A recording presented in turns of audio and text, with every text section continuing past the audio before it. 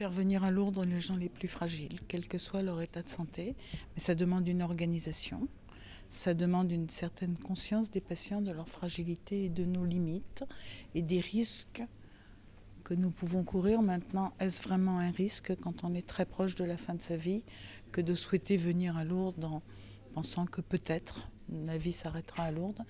Je ne sais pas, c'est aussi un choix assumé d'un certain nombre de malades.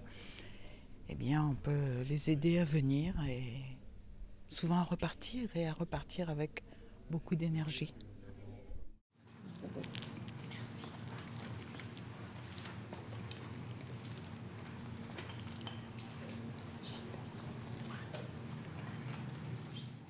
D'abord, s'il n'y avait pas le malade, on ne serait pas là. C'est aussi une forme de compagnonnage. Et puis, entre nous, on est tous au service du malade. Ça ne veut pas dire qu'on fait tous la même chose, ça ne veut pas dire qu'on fait n'importe quoi. Il y a des règles à respecter, une organisation à respecter. Mais c'est un vrai compagnonnage et un vrai soutien dans l'organisation et puis dans le partage aussi.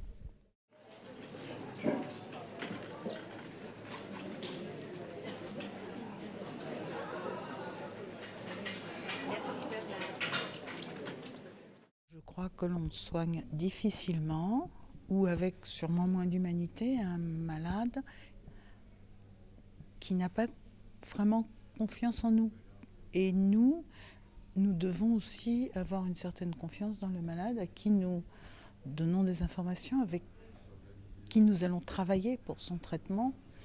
Et ce climat de confiance et d'entente est indispensable. Si on veut arriver à progresser, le malade est de plus en plus partenaire dans le suivi de son traitement, c'est normal, mais ce climat de franchise et de confiance doit absolument exister entre les soignants, tous les soignants, pas seulement les médecins, et les malades.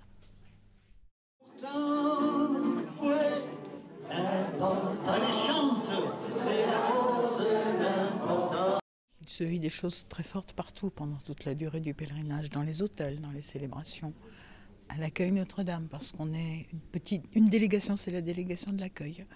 Et il se vit des échanges et des partages très importants pour tous.